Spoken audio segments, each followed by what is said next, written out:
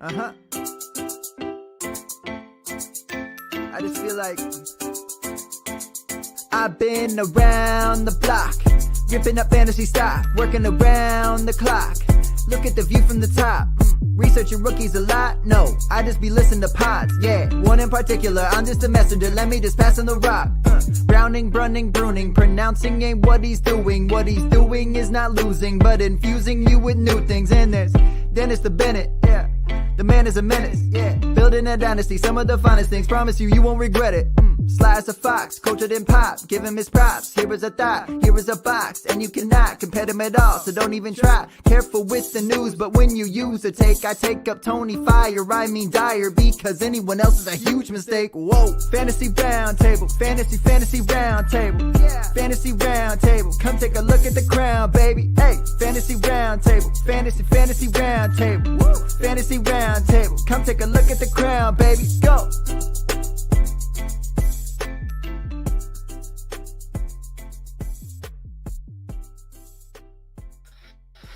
All right, what is going on, everybody? We made it through the 2020 Conference Championship games and set up the probably most boring and annoying Super Bowl in history. I'm just kidding. Obviously, if you guys listen, you know me and Matt are not 100% thrilled with the two teams that the made it Ravens through. and the Giants from 2000 with like a word with your introduction. That's probably very true. But yeah, so obviously two great games this past weekend on Sunday. They were actually, well, for the most part, both very good games. The first one, definitely between Tampa Bay and Green Bay, turned out to be a very good game.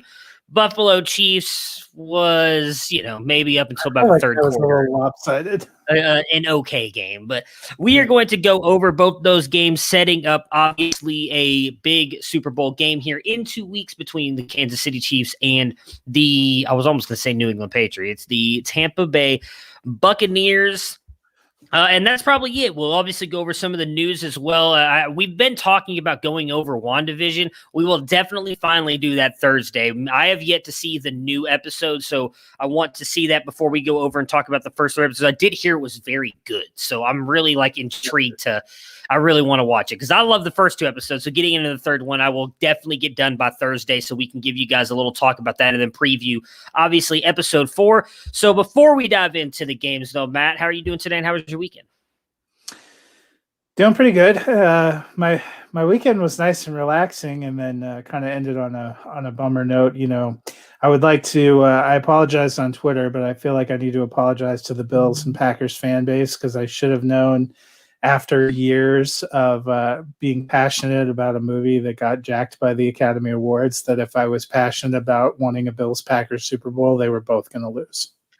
Yeah, I mean, I would say our whole team might be kind of the kiss of death over here because it seems like a lot of the teams we pick have really just not been working out for us in the playoffs. So I probably should have forced us all to go the opposite way of what we wanted because this is definitely not worked out. I think you have to keep your streak going, though. I feel like you have to pick the Chiefs because you have not picked the Buccaneers any week and they constantly win. I think they take it personally.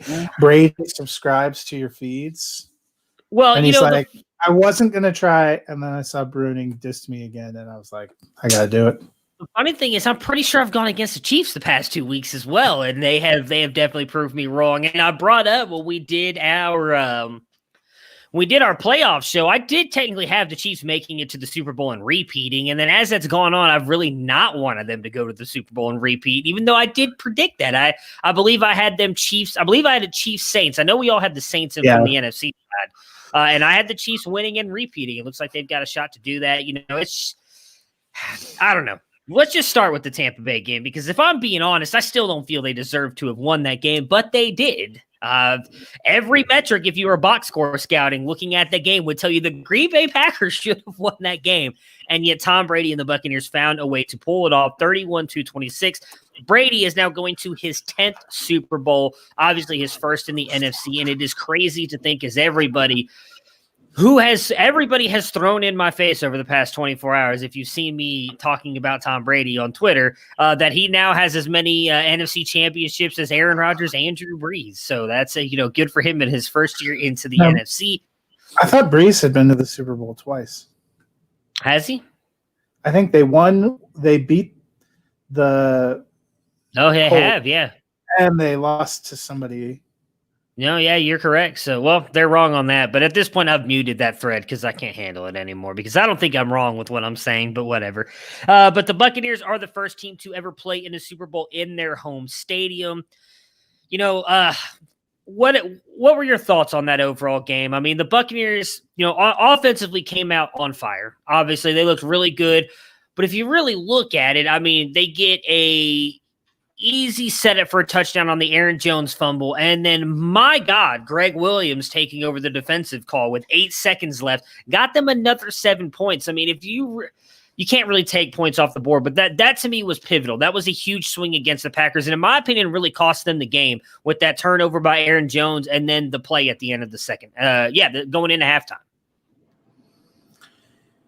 Yeah, I mean, it was not a great Buccaneers performance offensively or even really defensively. I mean, Aaron Rodgers had 346 and 3 touchdowns. They did do, I said they would need to be stout against the run, and they were, and they would need to be opportunistic and force a couple turnovers. Being able to get an interception and a fumble recovery. They end up losing the turnover battle, though. What was more amazing probably was, Tampa Bay wasn't as successful running the ball as we thought they might be. Fournette looked okay at times. Ronald Jones only 16 yards, didn't do much. And Brady threw 3 interceptions. He was the one that kind of pulled like that Drew Brees. I'm not doing great, but it was the Packers' inability to ever make anything happen. I know a lot's going to be put on that call at the end of the game. I don't think it was pass interference. I think it would have been sat a little better if they called it holding, because it definitely looked like defensive. I mean, he had the jersey. I will give you that they were inconsistent calling those kind of things throughout the day. But as you said last week when we were talking about a heartbreaking loss for the Browns, you shouldn't really leave it in the hands of the officials. So, I mean, you got to handle your business. And the Packers didn't handle their business. They couldn't take advantage of turnovers.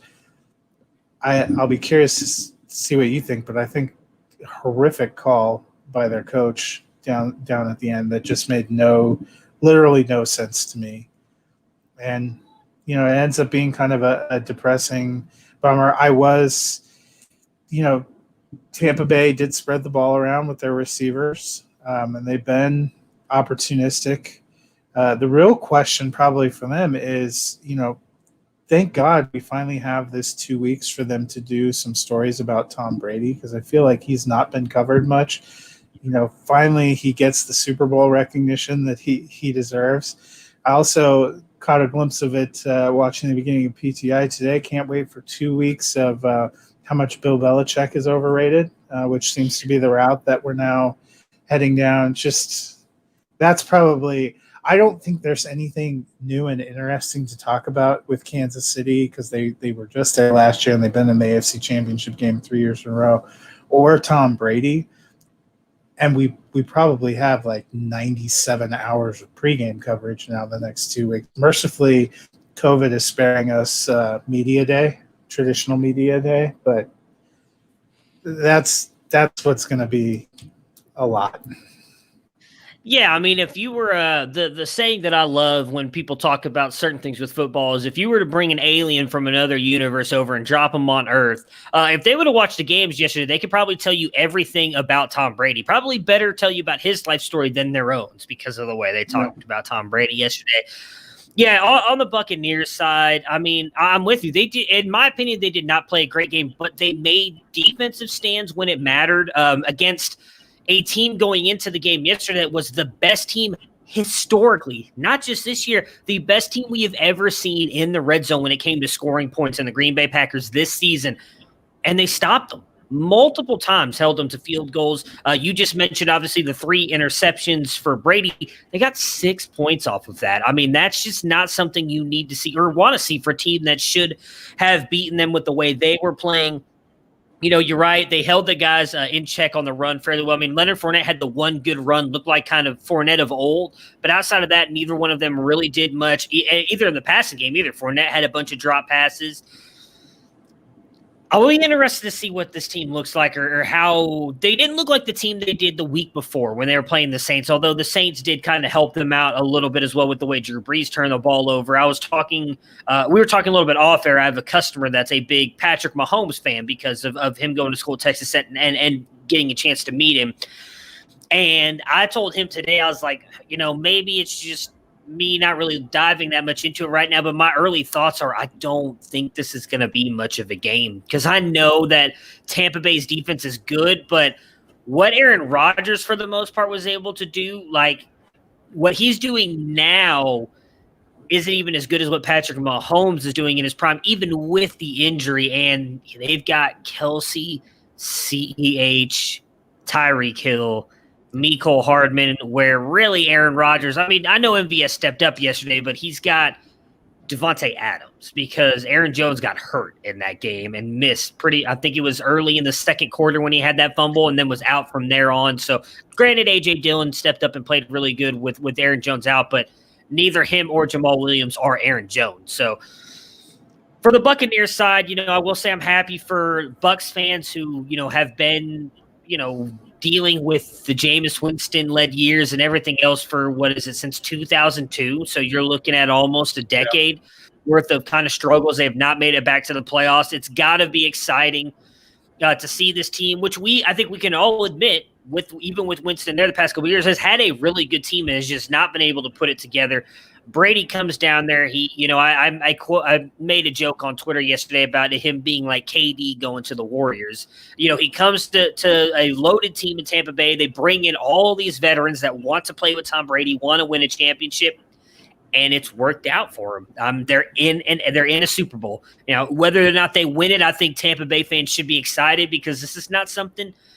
In fairness to them, I did not expect. I did not think Tampa Bay, I've been saying all year, I thought Tampa Bay was going to be good, but I did not think they were going to make it. I didn't think they were going to make it into the playoffs, much less make it to the Super Bowl. And here they are. They've proved us all wrong.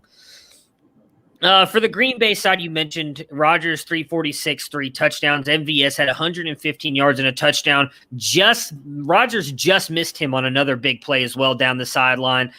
You mentioned the field goal thing. I'll save that. Actually, I guess we'll dive into that right off the bat. I didn't have as big an issue with it as others did. I know they just didn't seem to be in rhythm down in the red zone for whatever reason. The first one, a little bit of an errant throw off to Aaron Jones, Devontae Adams' side. Otherwise, he has a touchdown. Devontae Adams was wide open on that easy, quick, like he made that quick stutter step play and cut outside. Had I don't remember who it was. Was it Davis? I think Carlton. I don't know. I think Davis. He had him pretty much tripping over himself and was wide open. Rodgers just missed him. And then it was literally 2 other plays to Devontae Adams. Neither one of them were successful, caused him to kick a field goal. When they got down there the next time, obviously all the talk is Aaron Rodgers had looked like wide open to the pylon for a run. If he just runs it in there. I didn't see the interview, but I know someone mentioned today that he thought that there was a defender that was right there. Now, there was a defender coming up kind of to the side of him. It was probably in his peripheral vision when he threw that ball to Adams. Maybe he thought was going to catch him. Why I didn't have an issue with him kicking the field goal is if they score there, obviously you've got to go for the 2-point conversion. And if you fail at that, you have to get the ball back anyways, right? Now, obviously you only have to kick a field goal at that point to win the game, but you still have to get the ball back. Their offense was playing really good, at least driving down the field and getting into the red zone. And I think everybody is overlooking if King doesn't have defensive pass interference, they just got the ball back. They did stop the Tampa Bay Buccaneers. And I believe at that point it was with 1:30 left. Now, granted, no timeouts. But I think it's pretty fair to say we've seen the king of Hail Marys pull off some miraculous comebacks with no time left in Aaron Rodgers, whether it's Hail Marys or driving down the field to beat teams. So I did not think it was a horrible call going for the field goal, knowing that if you didn't get the 2-point conversion, you were still going to have to drive down the field and either get a field goal this way, knowing, okay, we know we have to get a touchdown. If Kevin King doesn't pull the jersey, and just because I don't even think Tyler Johnson catches that ball, it was over his head. Like I did not think it was going to be to Tyler Johnson. Think it's holding and not because people point out it's not catchable, and I'll give you that. I don't think I think it was a penalty. I just don't think pass interference is exactly the technical call. I agree with you on that. And that's, of course, when you're King, though, you probably don't see that. You see him get past you, and you just assume Tom Brady's going to hit him.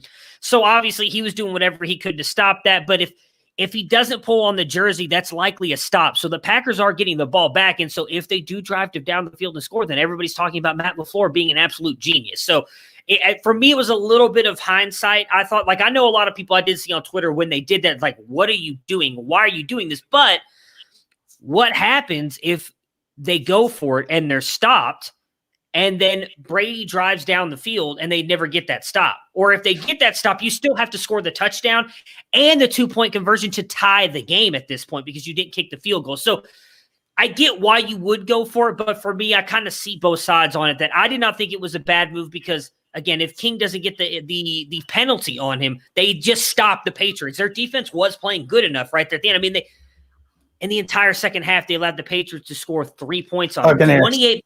Sorry, yeah. It's because of Brady. It's just got Patriots in my mind. The Buccaneers scored 28 in the first half and then 3 points the entire second half. That's how good that Packers defense had been. So I agree with him relying on his defense at that point and take the penalty out of it. They get their stop, and then you give Rodgers the chance to now drive you down the field and score. So what were your thoughts, though? We'll get to the penalty in a minute, just the field goal. I mean, I thought it was a horrific coaching job.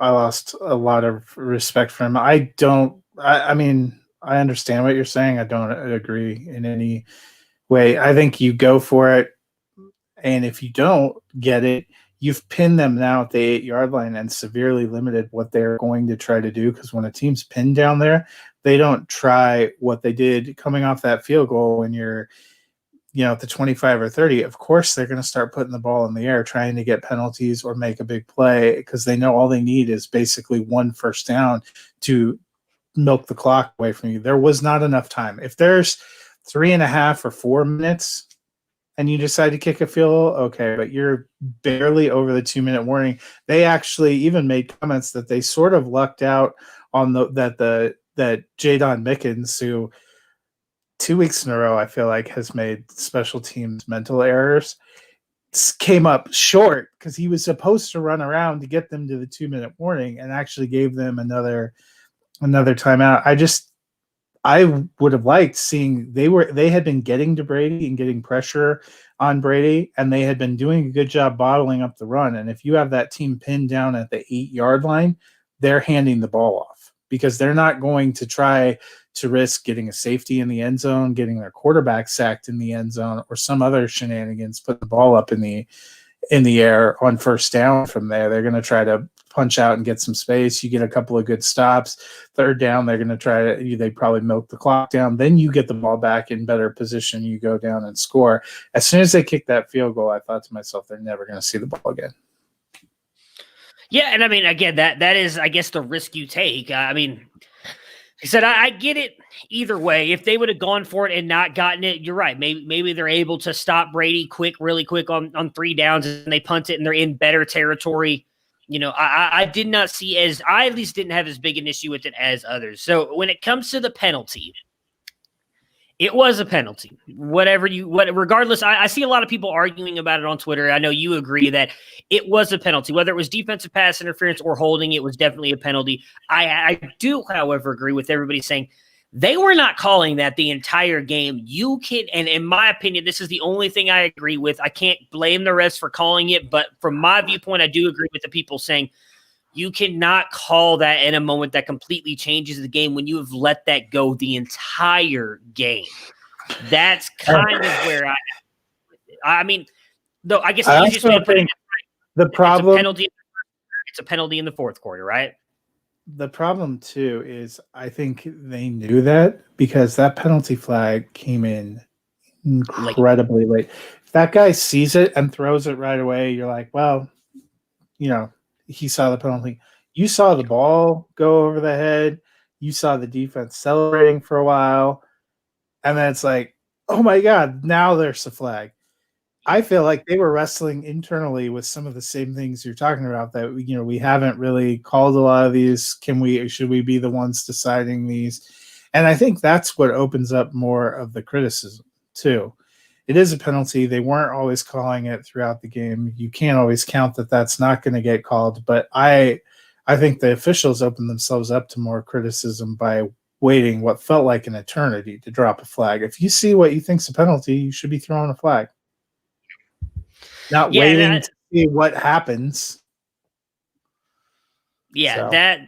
That's my biggest issue with it, to be honest, because you go, and it wasn't just the Packers. I know it happened a couple times on the Packers way, but the Packers defense was getting away with that stuff too, and they weren't calling it the entire game. So how you then call it at that point, like my biggest thing was if they wouldn't have called it, and the Packers get the ball back, drive down the field and score, I understand Tampa Bay would have been complaining about it and everything, but the difference would have been you could then go back and look at all the other times, literally all the other times in that game that there should have been defensive pass interference and the referees didn't call it. They were letting them play or whatever.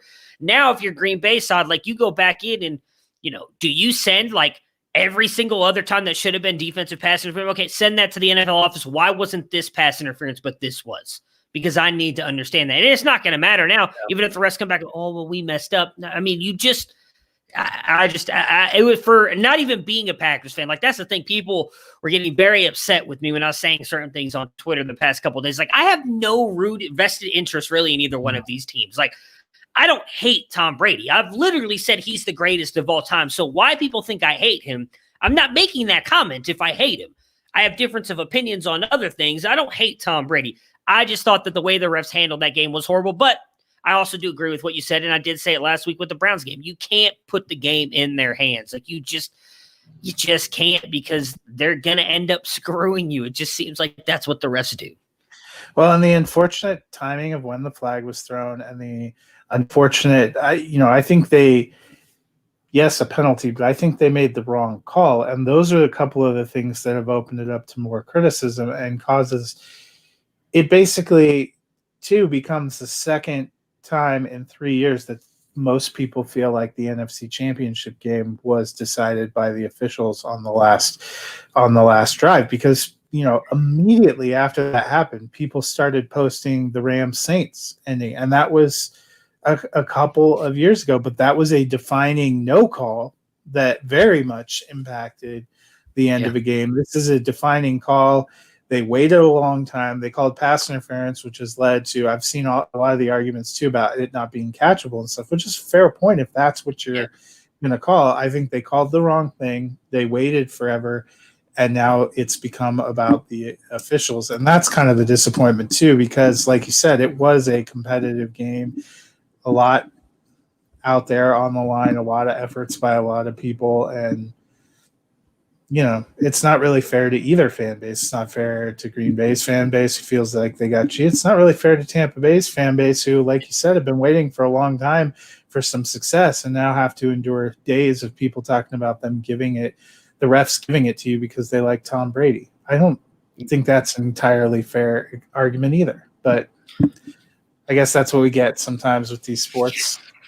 Yeah, I mean, I will say, I think if I'm a Tampa Bay fan, I really don't care what other people are saying. My team's in the Super Bowl, so they probably don't care. Like, I'm sure it does annoy some of them, knowing that, their team made it in and that's what they have to listen to. But I also think the flip side of it is, I mean, they're in the Super Bowl, so they don't really care. So let's see. There was something else I wanted to bring up. Okay, so Rodgers. So there's a lot of talk, obviously, about his press conference. We talked a little bit about it in our group chat. I did hear that there was more to that is leaning toward what you were saying. I only listened to the one clip saying that, hey, his future's up in the air, as is so many others. I did see a story today. I believe it was Adam Schefter talking about how the Rodgers actually controls more of his destiny than the Packers do, even though he's tied to them for 3 years. It was obviously a not great sounding clip from Rodgers. And my thought process on that was, I think at this point in his career, I mean, this is now 2 years in a row he's made it to the NFC Championship. Last year, obviously, they just got destroyed by the 49ers. So there's probably not much in thinking of being gutted, I guess, because you got just beat in all three phases of the field. So you kind of knew, okay, it just wasn't our year. This year, though, in my opinion, and what I would think unless you're a Bucs fan, you're going to agree with this statement. Green Bay was the better team on the field yesterday, but they did lose that game. And I think part of that being gutted comes from that, is being so close and feeling like you should have won that game and you lose. And he's getting older and older. There's no guarantee he's going to be able to play as long as Brady has. I mean, there's not a lot of people who have proven they could do that. And you never know if you're going to get back here again. Kind of the argument I made last week about the Browns, right? All these Browns fans excited. No guarantee you ever get back to that point again. I think that's probably what Rodgers is feeling a little bit, is like, we had a chance to get back to the Super Bowl again, and we lost in such a horrible way like that. And I know he said he needed to take some time to kind of think and figure out what he wanted to do from here. I guess, how worried, or what are your thoughts on Rodgers' press conference and what this means for him and the Packers moving forward? Yes, and even in the immediate aftermath of seeing them lose, I had no doubt in my mind, he's going to be back. He's seemingly at the top of his game. The guy threw 48 touchdown passes. He's probably going to be named the NFL regular season MVP. To me, it wasn't just what he said, although what he said, you do have to pause and take a moment. It was, to me, there was a very somber and dejected tone and a lot of long pauses. And, I watched that and I was like, that was the first time I'd ever thought to myself, it's not out of the realm of possibility. I think he's 37, 38. Yeah. I mean, John Elway retired when he was 38. I thought about, that it used to not be that uncommon.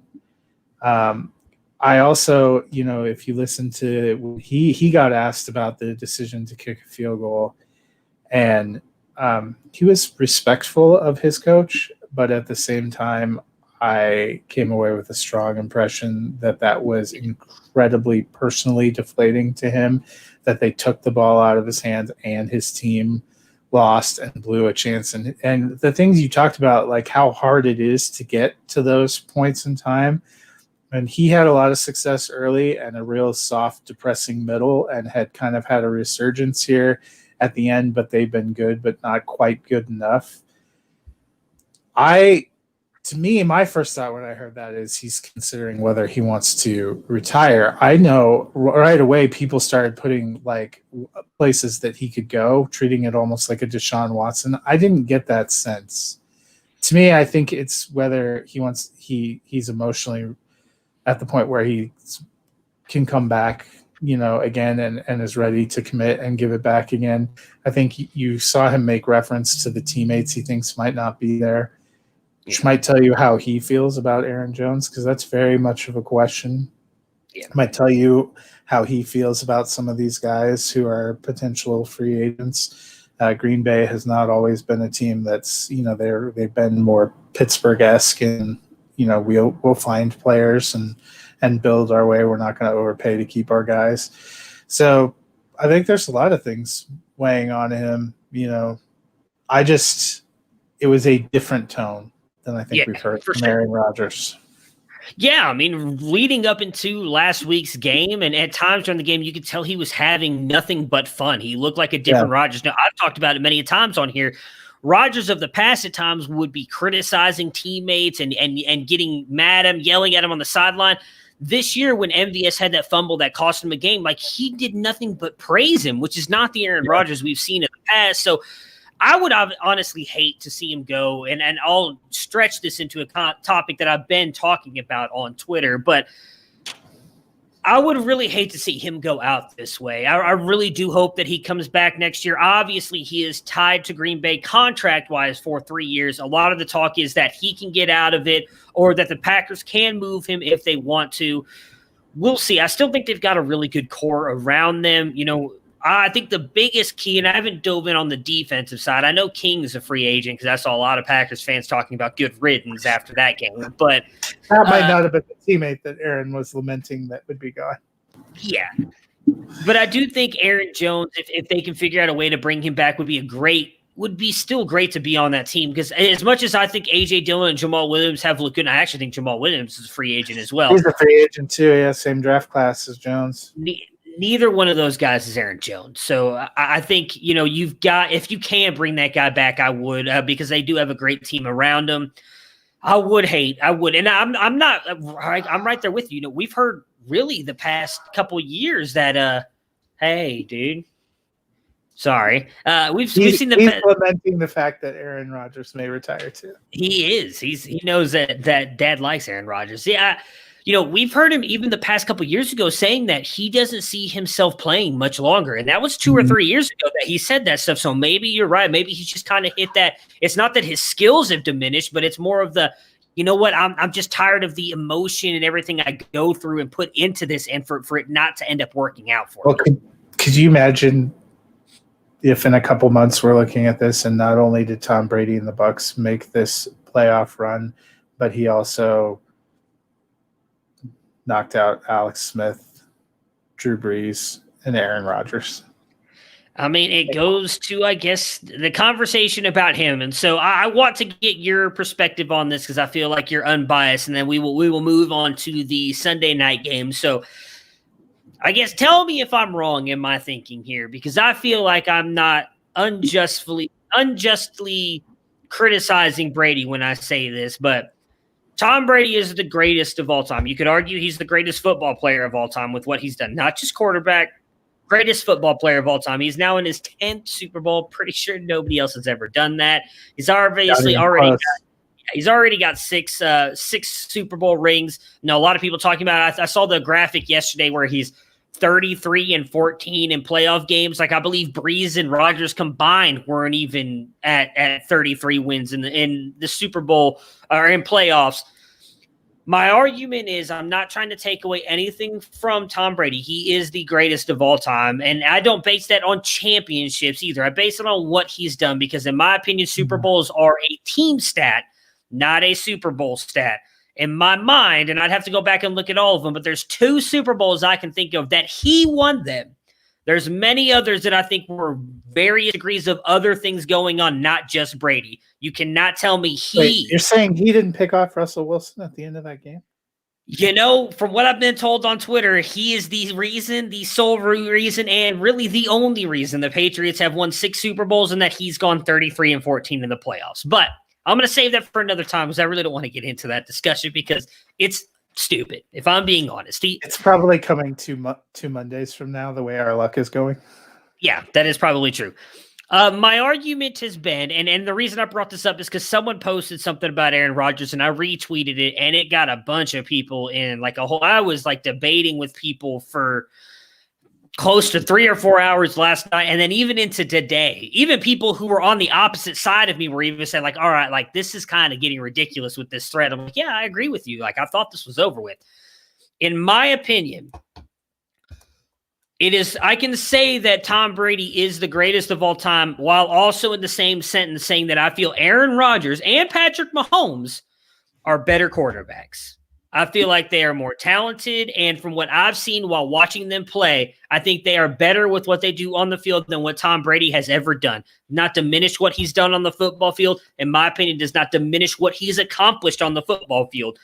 But if you were to tell me in their primes you were starting teams with Tom Brady, Aaron Rodgers, or Patrick Mahomes, Tom Brady would be the 3rd pick for me in that draft, knowing everything. Even if you knew the future, knowing he would do this, I would take Aaron Rodgers. I would take Patrick Mahomes because of their skill and what they can do on the football field. Your thoughts? Mahomes could end up being. I still. Yeah. Oh, yeah. I still feel like it's. Isn't this is third? This is his 3rd year, and he's about to be in back-to-back Super Bowls, won 3 AFC Championship games, so he's on pace. He's won if you want to use that games. Yeah, no, he's been in 3 though. This is yeah. He said 1-3. He lost. My bad.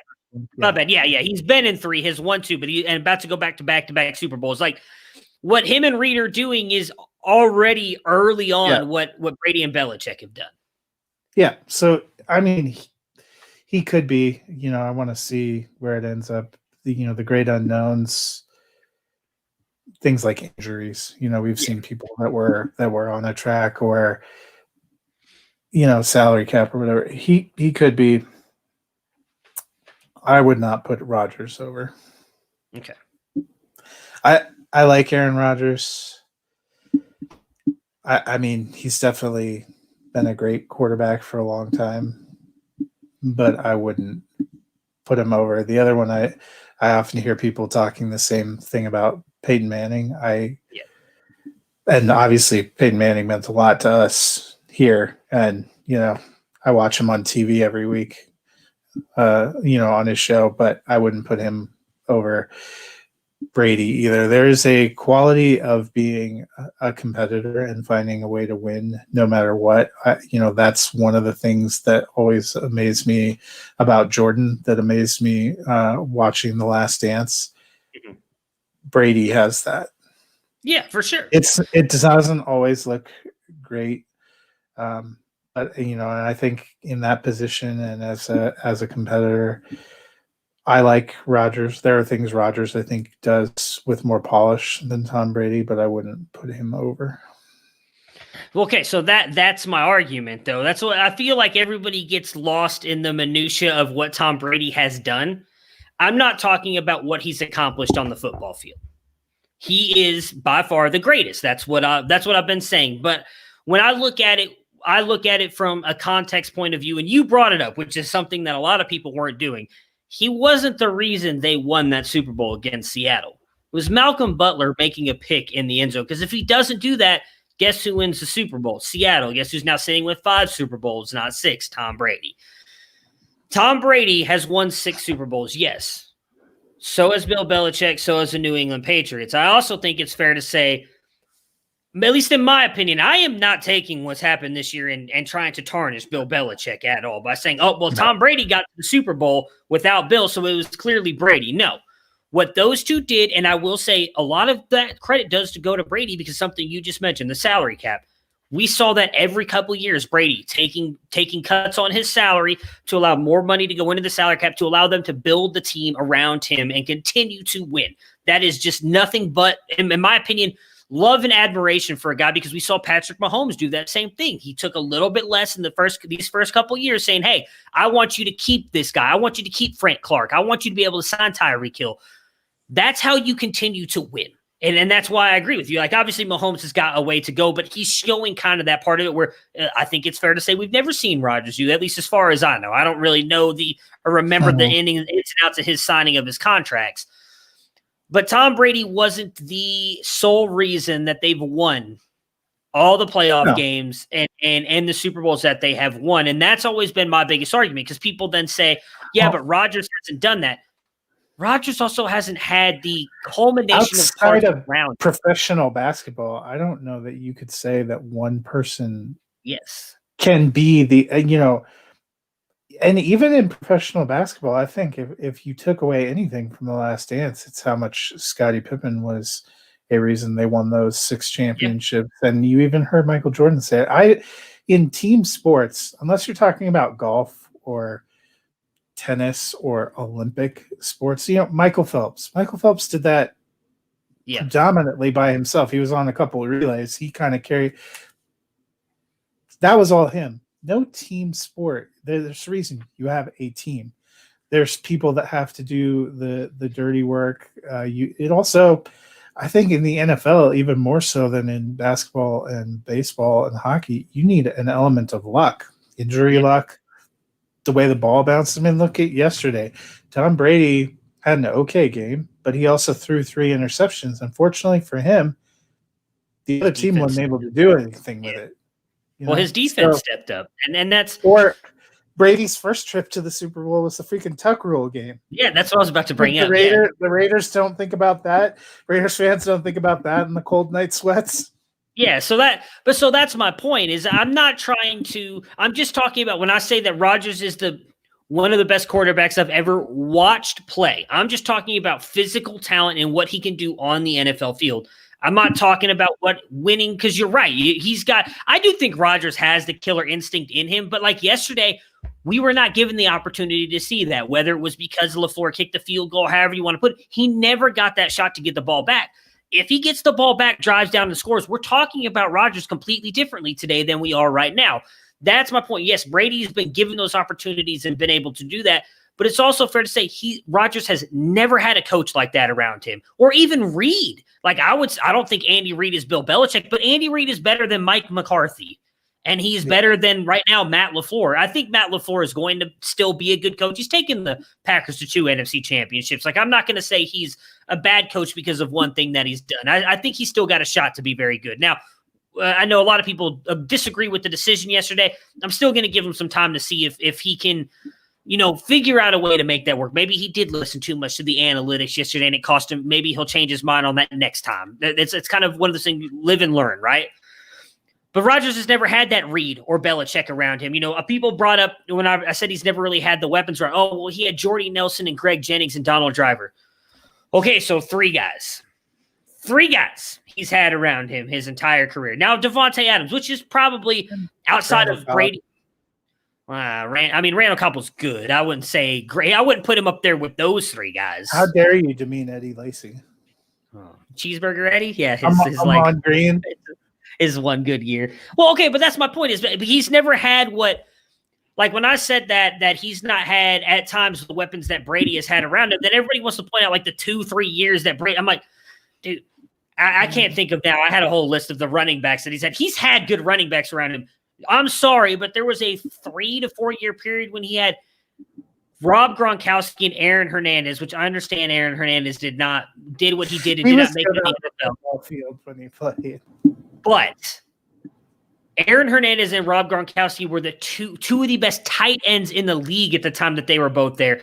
I'm sorry. And then he had a season where he had Randy Moss.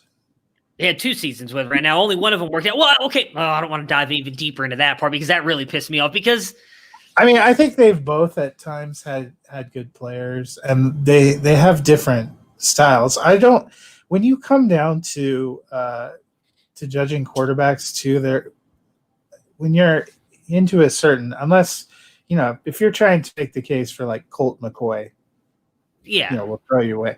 But when you get into like these finite things, like for me, I always have trouble coming off of John Elway because I grew up watching him and I saw him like will some teams that didn't have a lot of talent into the Super Bowl.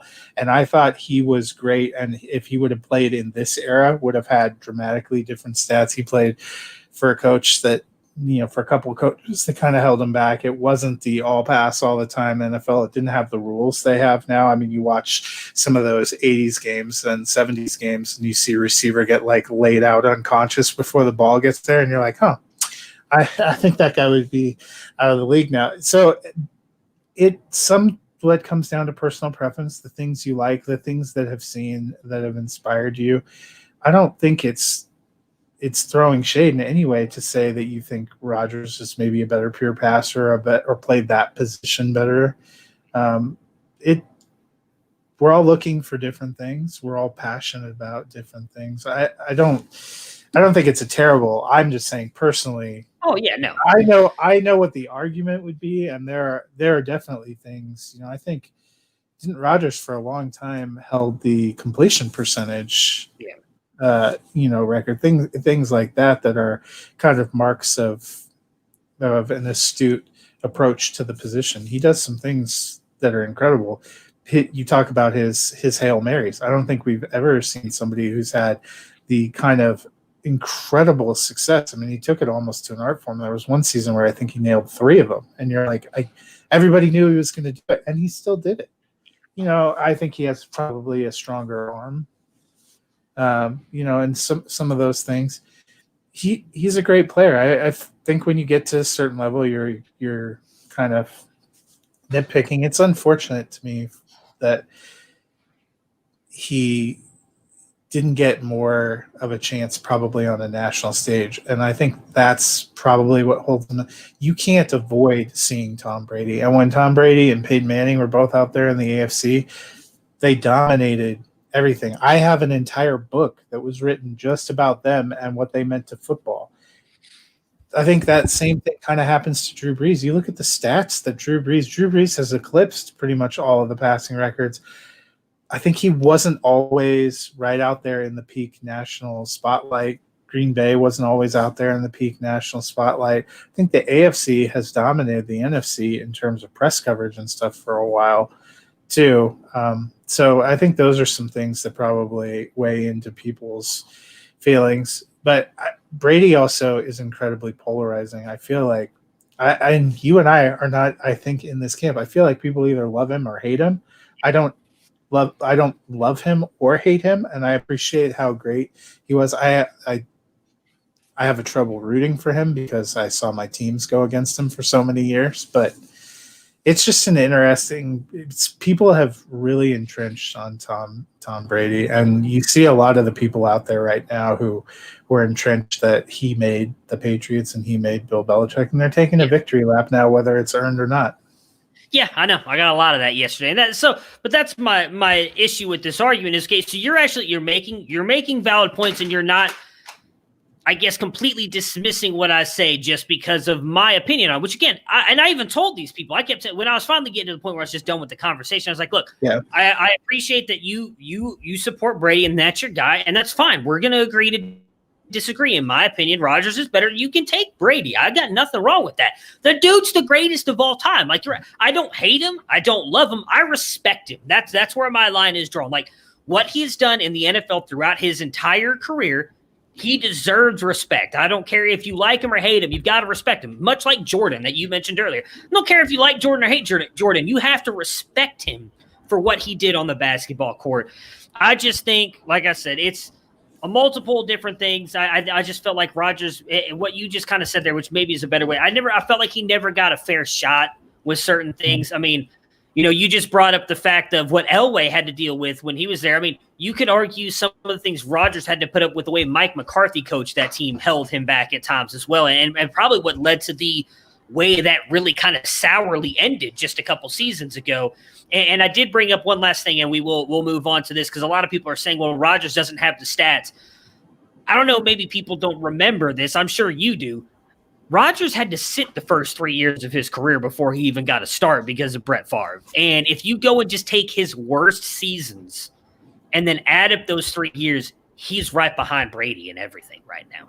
So it's not like he wouldn't be putting up the stats. And part of me hopes that he does decide to keep playing, just because I think he'll get there. He'll get close to, if not past Brady on some of those things, because I bookmarked a lot of tweets. And if that does happen in 3, 4, 5 years, damn right I'm going to be going back and saying shit. All right.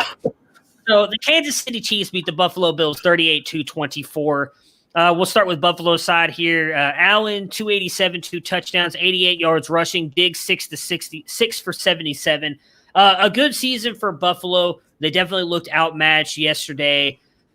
I think it's fair to say, we kind of talked about this last week, they have not really looked like the same team in the playoffs that they did toward the end of the season. And it sucks, because it almost seems like they hit that bump in the road like they did earlier in the season. They started off on fire, then kind of hit that skid where they were not playing well, and then they turned it back on again toward the end of the season.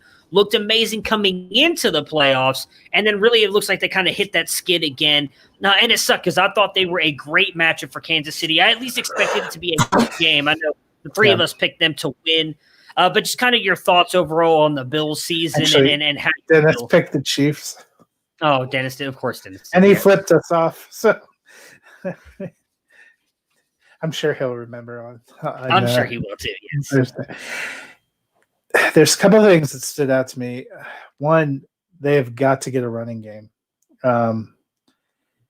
They looked better with TJ Yeldon in the game than Singletary. I know you and I had both liked Singletary as a rookie. He had a kind of unimpressive season this year, and what we saw in the playoffs, I'm not sure that Zach Moss is the answer either. I've seen some people talk about, is Gus Edwards, are they going to go get somebody?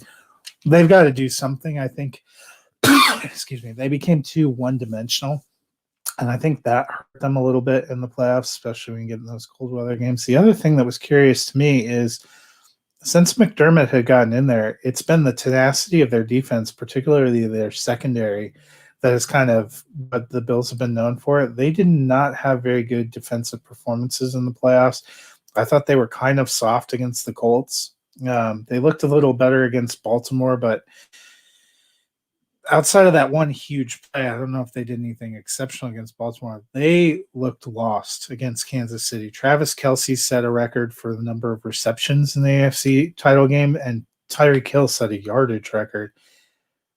The strength of that defense used to be that secondary and Tre'Davious White and some of the ways they were shutting it down. They couldn't do it. They weren't getting in great pressure. So I think defense and running game to me are a couple things they got to look at hard, which is interesting because I know Leslie Frazier, their defensive coordinator, is a finalist for the Houston coaching job.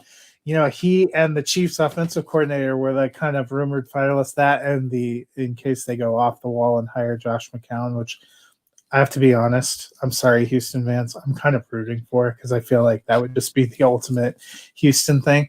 But I wonder how much of that would have impacted their looking, because Bieniemy in that offense looked incredible, and that defense did not look good. Yeah. Yeah, it sucked, obviously, to see Buffalo go down like that. I mentioned it on last week's podcast. I was rooting for them just because of their history and how long it's been for them to get there, losing 4 straight.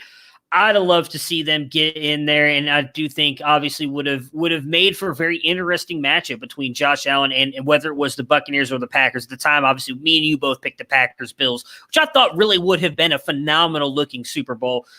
Obviously, I think things are looking up for them. Obviously, they've clearly bought into Sean McDermott. It's funny. I want to say it was 2, maybe 3. It would have been – what is this? This is Allen's 3rd year, right?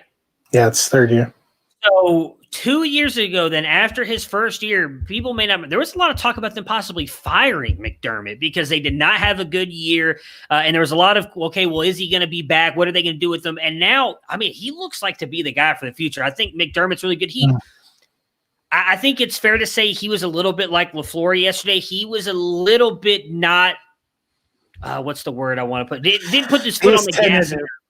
Yeah, which is interesting because they went for it on 4th down in the middle of the field on the opening drive, and he thought, all right, he knows he's got to go score.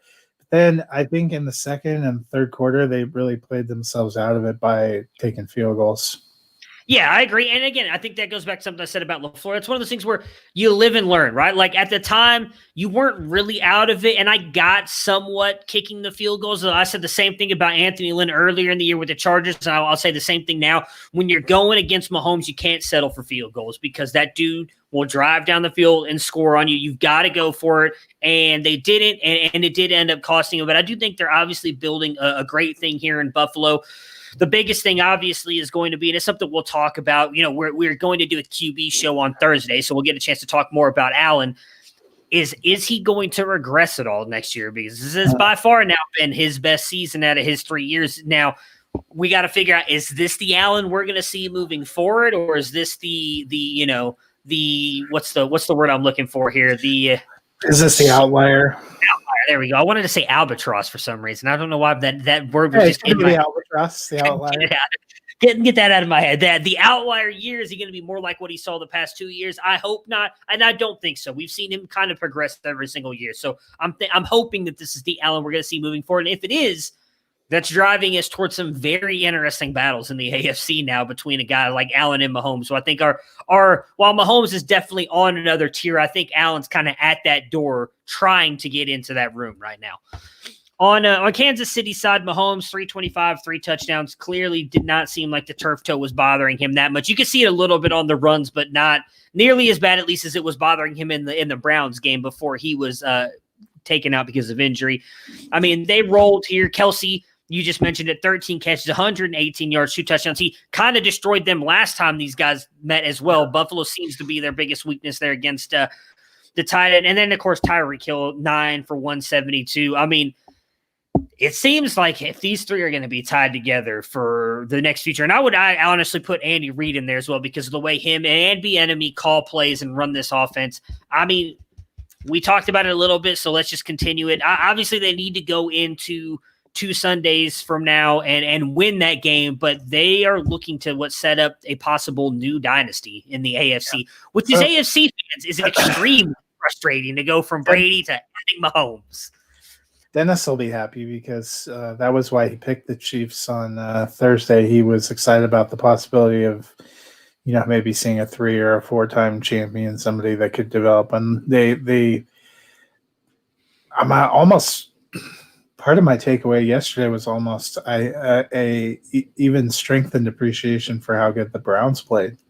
Because where Buffalo was letting them get touchdowns, you guys were holding them to to some field goals. I thought, we saw some stretches, some weird games, like when they played Atlanta, they had trouble getting their offense going. They had trouble but they look like they've turned another gear, and it's possible. Watkins was close to potentially playing yesterday. Bell, we forgot about, close to potentially playing, although I think their best running back might actually be Darrell Williams.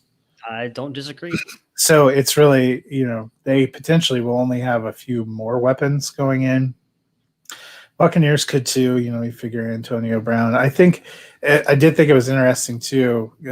We had wondered, our friend Dennis had wondered whether Antonio Brown was being held out because of behavior. They ruled him out, and we looked at it like, oh, and then almost right away they're like, we would like to re-sign him. He's been a great teammate. Okay, so he really is hurt. But, you could be seeing the potential is there for it to be a really fun and high-scoring game. What makes me nervous is I feel like the last time Tom Brady was in the Super Bowl, when the Patriots were going against the Rams, we also thought had the potential to be a really fun and high-scoring game, and ended up being mostly a 10-3. Oh my God, when is this going to end? So I don't think that's going to happen, but it does give me a moment of pause. Yeah, I don't think that's going to happen because it's Patrick Mahomes on the other side. I'm going to take Patrick Mahomes over Jared Goff any day of the week. But yeah, I mean, the Buccaneers getting back Winfield. Who is it? They said the other safety, their second safety that went out with the hit against Aaron Jones on the play that he caused the fumble. They said it was just like a stinger or whatever, so he should be back as well. They'll likely get Antonio Brown back. So they're going to get all their pieces back. It's definitely lining up to be a very good game. I'm with you. I told that Chiefs fan that I mentioned earlier the same thing. I was like, I thought Buffalo would be a better matchup, but realistically, when you look at it, like, in my opinion, and I know this may sound like a homer thing, but I thought the Browns actually played them better than the Bills did. I mean, they held them to 19 points, where the Bills at the same point allowed 31.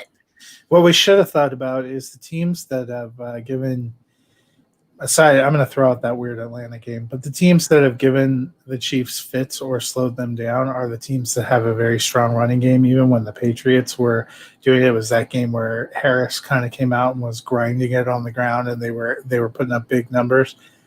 That used to be kind of a Buffalo was running game and defense formula. I like what they've done with the passing game, and they should keep that going. But I am just – it's almost amazing. Their running game just has evaporated. I wonder if Moss was more important to them than we really realized. And I don't think Moss is a great overall running back, but I think the mixture of what him and Singletary do has hurt that running game. Well, and Singletary was like the missing man yesterday. Most of when they were able to move the ball, they were using Yeldon. They need to address that position. I think any question we had about, whether and maybe you're right, because maybe it was that kind of Frank Gore pounder that in tandem with Singletary, maybe Singletary can't really hit his maximum.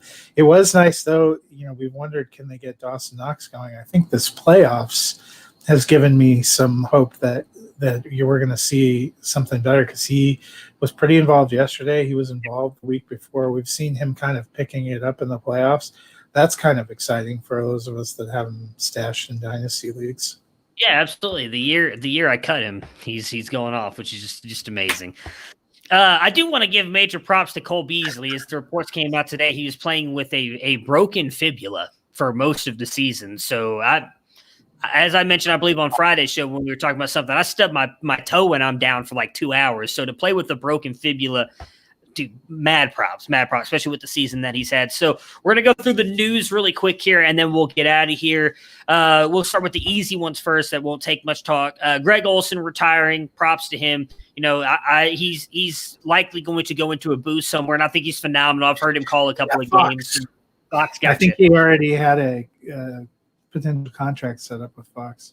Gotcha. A conversation we can have for another day, but I haven't really thought about it much, but I kind of wonder if he'll get into the Hall of Fame. I think he's had a really good career as a tight end, but he did miss a lot of time early on, has suffered with a lot of injuries here late. So I don't know if he'd get it in. I would like him to, if I'm being honest, because I think he's one of the great overall players in the game and off and on the field. So I'm rooting for Olsen. Anything you want to say on Olsen?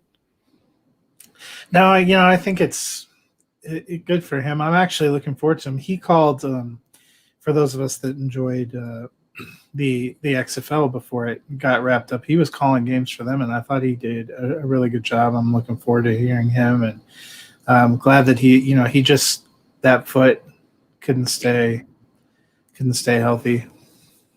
Anthony Lynn to the Lions. I'm curious on this one, and we'll definitely ask Dennis about it on Thursday since this is his team. I'll let you go first. I like Anthony Lynn, but I'm not the biggest fan of his from what kind of he did with the Chargers. So what are your thoughts on him going to the Lions? It's probably good for their running game because, when he was the running backs coach in Buffalo, he did some good things there. I think it's probably good. It was interesting, though. I think it's good for Swift and probably Kerryon Johnson. I think they'll continue to use too. It seemed like there was a real split. There was some people that came out and they're like, "Oh, great news for Swift," or, "Well, it's time to throw all those Swift shares into the trash." I don't really get the polarized reaction. I would be more concerned about Swift when we get to the next piece of news regarding the Lions, because that's probably of greater concern. It seems like the Lions are possibly trending toward a rebuild. That might be unfortunate. I think the reason people might be scared with Lynn is because of what I didn't like with what he did with the Chargers and what we just kind of talked about with what LaFleur and Dermott did this weekend and being kind of timid in their play calling. The difference will be Anthony Lynn was the head coach for the Chargers. Dan Campbell is the head coach for the Lions. And I don't think if there's a fourth down that he wants to go for, Anthony Lynn's going to be able to talk him out of that. If Dan Campbell wants to go for fourth down, Anthony Lynn's going to have to draw up a play for them to go for fourth down. So I do think that obviously Campbell will outrule him on that stuff. So I'm with you. I think he's going to be good for the Lions. I think good for Swift. Obviously, the big news is Matt Stafford came out and said that he would like to be traded. Apparently, the news was if they had kept Darrell Bevell, he would have stayed. That's who he wanted to stay on as the offensive coordinator. They let him go, and they brought in Anthony Lynn, so he wants to go. I brought this a while back. I thought that it would be good for him to move on. I know we talked a lot about the Indianapolis Colts seems to be one of the best spots. There's other places as well that he could land. Again, who was the other team? I think the 49ers is another one that I think would be a really interesting spot for him to go. But that'll be something we'll be talking about all offseason. Again, we'll definitely dive in more to it on Thursday when we talk quarterbacks, and we'll have Dennis, who is a big Lions fan. But just real quick, your thoughts. I didn't think it was just because of Anthony Lynn. I think there's been rumblings that Stafford was looking to move on from Detroit as early as last offseason when he sold his house. He put his house on the market, and people were like, "Oh, he wants to go." He's like, "Oh, I don't read anything into it." And it seemed like they were a little too ready to part ways. As Dennis said in our chat, it kind of makes sense why they maybe gave Campbell a longer contract. I think Detroit's looking at, hey, maybe it's time to shed some of the top-end contracts and try, because it's a nice quarterback draft, and now you have to kind of be thinking about the Lions in that perspective, knowing they're going to move on from Stafford because they have a pretty decently high pick in there. But you and I both thought that Stafford, I think him going to the Colts, you see them winning their division, and I think he would be an upgrade over what they had last year. San Francisco would be an interesting one. Somebody on Twitter had talked about Houston. I don't see that at all. I think Stafford wants to go someplace where he thinks he can win. I think that's where he's at right now. He's endured a lot of abuse. He's another guy, you talk about not getting a lot of national spotlight, probably a little underappreciated for what they've done. Would be Stafford. I think he wants to go somewhere and try to get a chance to compete for a title. Yeah, I want to say it was Adam Schefter who posted it. That someone posted Stafford gave them a quote that if Darrell Bevell would have stayed, he would have been fine staying in Detroit. So yeah, I'm not saying that them bringing in Anthony was the reason he went, but he had said if they kept Bevel, he would be fine staying with Detroit. So I felt like that, not obviously the key cog, but I mean, they both seem to want to move on. But if Bevel stayed, maybe he'd still want to be. Frank Reich, if you're listening, you have an opening at your offensive coordinator. You know what you need to do. Bevel's signed with Jacksonville. I could have swore that was the new thing. Yeah, I know. I could be wrong, but I'm almost positive I heard this morning they were saying that he's going to Jacksonville with Urban. Now, I'll look that up as we talk about the last thing. Deshaun Watson, there's more and more talk, obviously. I know a lot of people in Houston are saying there's no shot this happens. I will say where there's smoke, there's fire. A lot of people are talking about Deshaun Watson wants to leave. I've seen a lot of people saying that he wants to go to the Jets or Miami. Then there's some reporters who come out and say that that's completely false.